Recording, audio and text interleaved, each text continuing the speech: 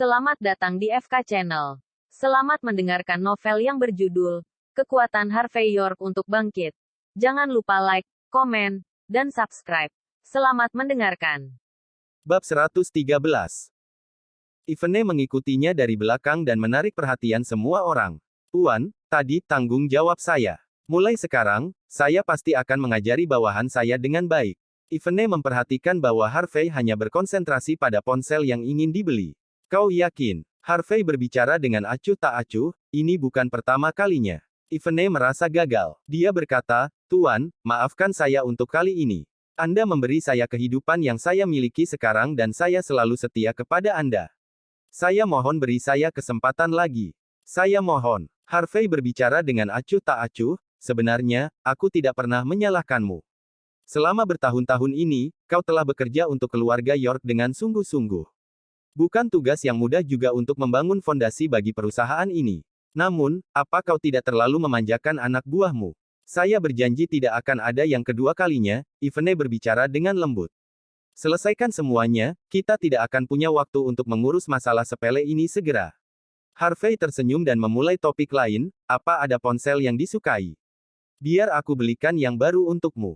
Setelah menyadari bahwa Harvey tidak marah lagi, Ivene menjadi tertawa dan berkata, Tuan, saya ingin model yang termahal.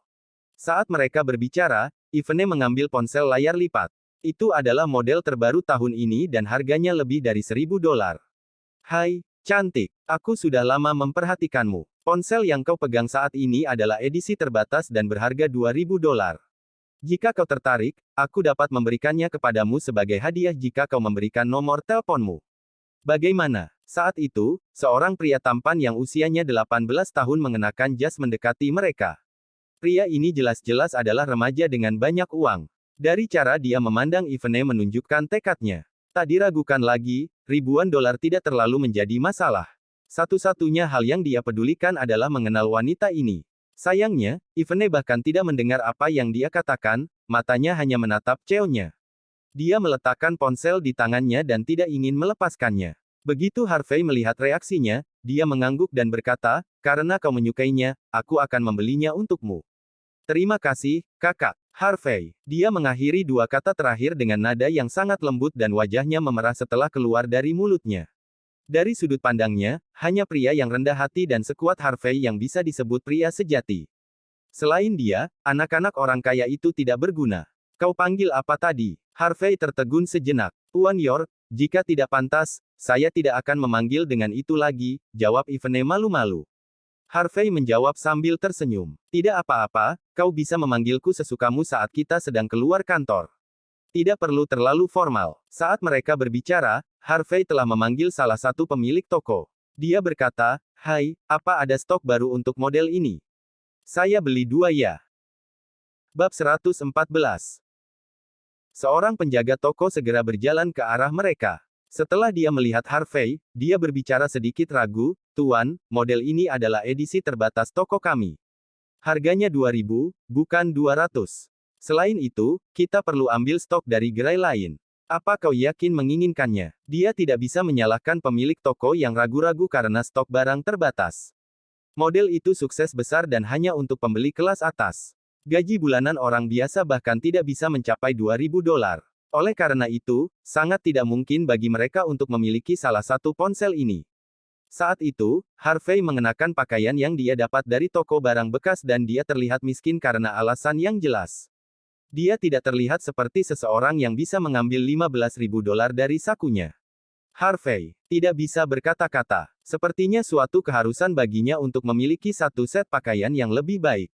Ivene tertawa terbahak-bahak. Jelas, dia jarang berkesempatan menyaksikan Harvey terjebak dalam situasi ini. Harvey memberinya senyuman canggung dan menggelengkan kepalanya. Namun, dia bersikeras, tidak apa-apa, tolong ambilkan untuk saya. Ngomong-ngomong, saya tidak yakin apakah kartu SIM saya bisa digunakan di ponsel itu.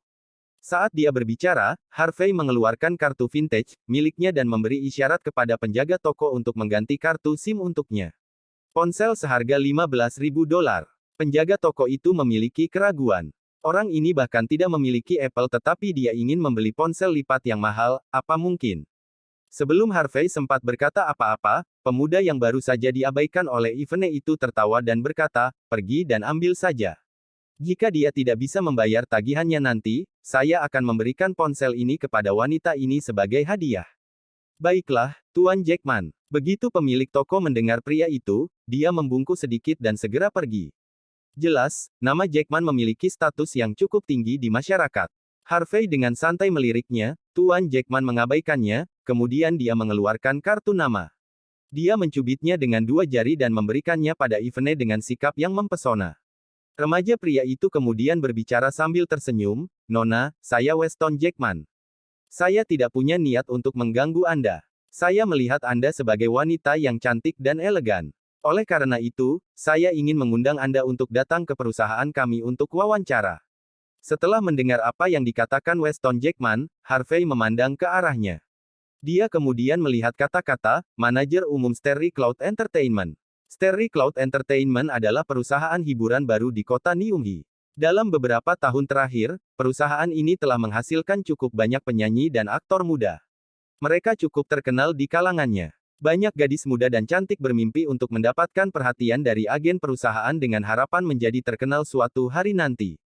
Ketika dia menyerahkan kartu nama, Weston tampak begitu percaya diri seolah-olah dia sudah tahu bagaimana semuanya akan berakhir. Bagaimanapun, dia belum pernah melihat seorang gadis yang bisa menahan godaan untuk menjadi seorang superstar. Dia telah mencoba trik itu berkali-kali dan dia tidak pernah gagal. Seperti yang diharapkannya, Ivene sedikit membuka bibir anggunnya dan akhirnya mengangkat kepalanya memandang Weston. Dia kemudian berkata, Anda manajer umum Starry Cloud Entertainment. Benar, Weston Jackman tersenyum. Saya biasanya tidak melakukan undangan seperti ini secara non-formal tetapi saya yakin Anda memiliki potensi, Nona.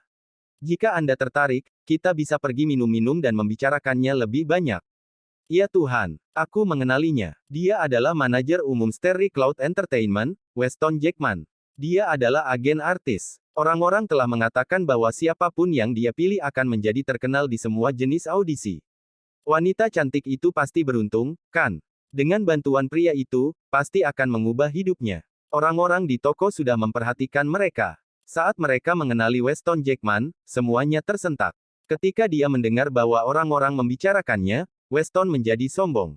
Di matanya, perempuan berwajah halus dan bertubuh seksi ini memang pasti berlutut di depannya.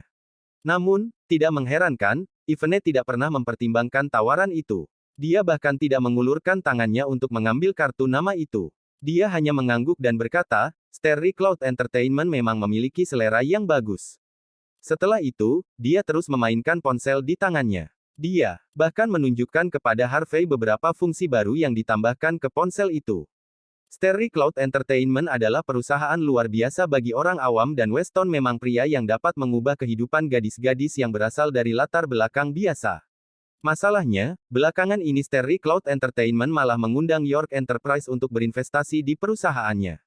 Namun, status Weston dinilai tidak layak untuk bertemu langsung dengan Ivene. Ivene tahu bahwa Harvey saat ini sangat berhati-hati dengan portofolio investasinya. Oleh karena itu, Harvey tidak tertarik untuk mendanai Starry Cloud Entertainment. Jawabannya tidak berarti apa-apa, dia hanya memuji kemampuan Starry Cloud Entertainment dalam menemukan bakat baru. Lalu soal undangannya untuk bekerja di Starry Cloud Entertainment. Ayolah, yang benar saja. Ini Ivene. Mana mungkin dia tertarik. Bab 115. Weston Jackman tertegun sejenak. Apa itu tadi? Apa yang dia maksud dengan Starry Cloud Entertainment memang memiliki selera yang bagus?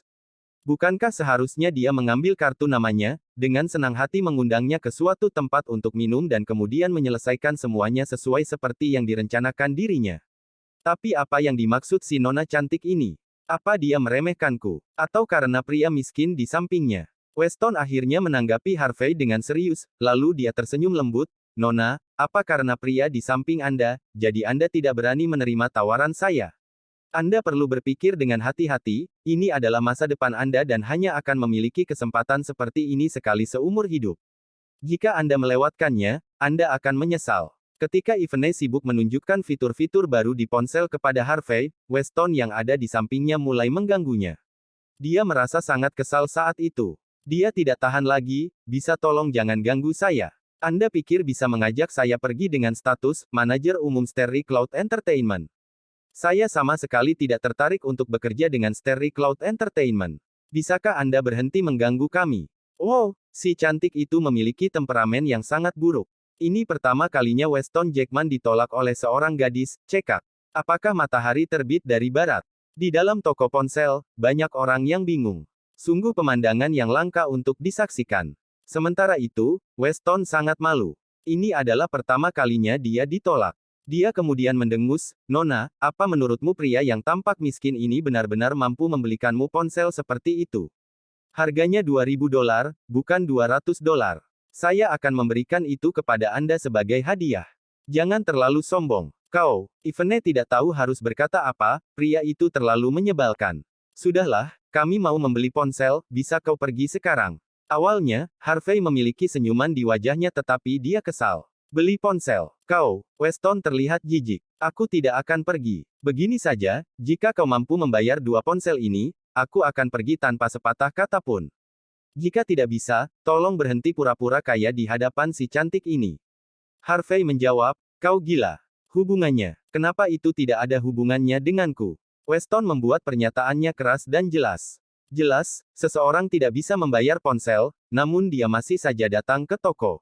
Dia takut diusir oleh pemilik toko sehingga dia mulai berpura-pura membelinya dan bahkan meminta pemilik toko untuk mengambil yang baru. Jelas, dia tidak berniat membeli. Dia hanya ingin mengganggu pemilik toko. "Aku paling membenci jenis sampah seperti ini. Ya, ada orang-orang seperti ini. Seberapa tidak tahu malu orang itu. Hanya untuk mendapatkan perhatian gadis cantik, dia bahkan ingin membeli ponsel yang berharga ribuan dolar. Mari kita lihat bagaimana dia akan keluar dari situ. Tidak bisakah kamu pergi begitu saja jika kau tidak membeli? Kami semua juga ingin melihatnya." Tepat sekali. Tepat sekali. Karena keduanya, kami tidak dapat melakukan pembelian. Mereka semakin riuh. Model ponsel seharga $2.000 ini adalah yang paling sukses tahun ini dan hanya toko itu yang memiliki sampel untuk dipajang di kota Nyunghi. Dalam kerumunan yang mengelilingi mereka, beberapa dari mereka datang ke toko dengan tujuan hanya memegang ponsel itu. Mereka ingin mengambil beberapa foto dan pamer di media sosial mereka. Namun, satu-satunya unit yang akan dipamerkan malah ditempati oleh Harvey dan Ivene. Tentu saja, itu membuat kesal beberapa orang. Harvey memandang Weston dan berbicara dengan nada dingin, "Apa kau mengira aku hanya melihat dan tidak membeli? Bukankah begitu? Tuan, tidak bisakah kau siapa dirimu?" Weston mengejeknya. Pada saat itu, penjaga toko sudah berjalan ke arah mereka dengan 2 kotak di tangannya. Ketika dia mendengar percakapan mereka, dia juga terlihat khawatir. Lagi pula, itu adalah pekerjaan berat baginya untuk membawa kedua ponsel itu ke toko. Jika dia tidak bisa menjualnya pada akhirnya, dia mungkin akan ditegur oleh manajernya. Begitu sampai di sana, dia mengangguk ke Weston dulu, baru kemudian dia menatap Harvey. Dia kemudian berbicara sambil merasa malu, "Tuan, apa Anda masih menginginkan ponsel ini? Jika iya, Anda harus melakukan pembayaran dulu." "Saya harus membayar dulu." Harvey menjadi sangat marah sampai suatu saat dia bahkan tertawa. "Bukankah saya seharusnya mengujinya sebelum saya melakukan pembayaran?" Penjaga toko menjelaskan dengan sopan, "Saya harap Anda bisa mengerti. Model ini adalah edisi terbatas dan orang yang membelinya kebanyakan adalah VIP. Tidak ada yang pernah mengujinya sebelum melakukan pembelian. Namun, kami menjanjikan pengembalian dana jaminan 100% jika ada masalah dengan barangnya." Harvey menunjuk ke Weston dan berkata, "Jika dialah yang membeli, Anda akan membiarkan dia mengujinya, kan?" Penjaga toko ragu-ragu sejenak dan kemudian menjawab dengan perasaan menyesal, "Tuan, ini adalah peraturan, saya sangat berharap Anda bisa mengerti. Jika ponsel tidak disegel dapat keluar dari toko, saya tidak dapat memikul tanggung jawab karena saya hanya seorang penjaga toko." Mendengar si penjaga toko itu berbicara sopan, Harvey mengerti posisinya. Karena Ivene menyukai ponsel tersebut, dia mengeluarkan kartu hitam Amex dan diletakkan di atas meja. "Baik, gesek dengan kartu ini." Bab 116. Gila, dia ini orang kaya tapi low profile ya.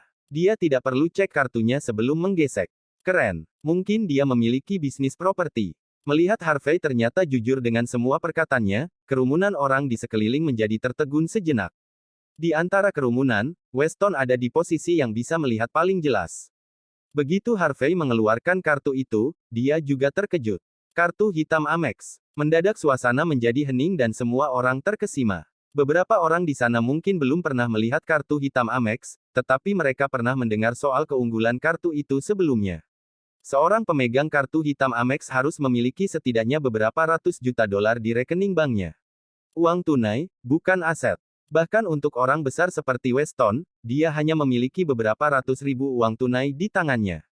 Itu berarti, sebanyak apa uang yang dia miliki. Dan kartu itu maksimal hanya ada 5 di Niumhi. Bahkan pemilik toko pun kaget. Apa dia akan menghasilkan banyak uang hari itu karena akhirnya bertemu dengan seorang miliarder? Tiba-tiba, seseorang menyebutkan penjelasan kemungkinannya. Mungkinkah hanya stiker kartu yang dia beli online? Begitu dia mengatakan itu, semua orang di toko menjadi lega. Itu pasti hanya stiker kartu. Bagaimana mungkin menyaksikan hal seperti itu dalam kehidupan nyata? Lelucon macam apa itu? Mana mungkin orang yang tampak susah seperti dia memiliki kartu hitam Amex? Kau benar-benar manusia yang menjijikkan. Weston mengejeknya. Tidak apa-apa menjadi miskin, tapi kau hanya mempermalukan diri sendiri dengan berpura-pura menjadi kaya. Harvey tersenyum dan tidak mengatakan apapun. Jika dia mengeluarkan semua uangnya dari kartunya, dia dapat dengan mudah membunuh Weston hanya dengan menjatuhkan seluruh tumpukan uang padanya. Gesek saja. Harvey tenang, berbicara dengan santai seolah dia hanya akan menghabiskan beberapa sen.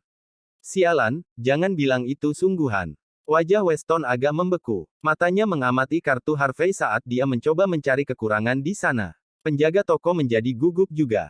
Dia langsung berlari ke konter pembayaran dan kembali dengan mesin. Kemudian, dia mengusap kartu Harvey di atasnya dan menghadap ke samping dengan kunci kata sandi ke arah Harvey. Harvey dengan santai memasukkan kata sandi, dan kemudian berbalik saat dia bersiap untuk pergi. Kemudian, bip bip bip, maaf, saldo habis pakai kartu Anda tidak mencukupi. Harvey terkejut. Dia tidak mengerti apa yang sedang terjadi. Weston juga tertegun sesaat, tapi dia segera tertawa. Saldo tidak cukup. Ada beberapa ratus juta dolar di kartu hitam Amex. Tapi saldonya tidak mencukupi. Hahaha, lucu sekali. Wah, kau sudah gila.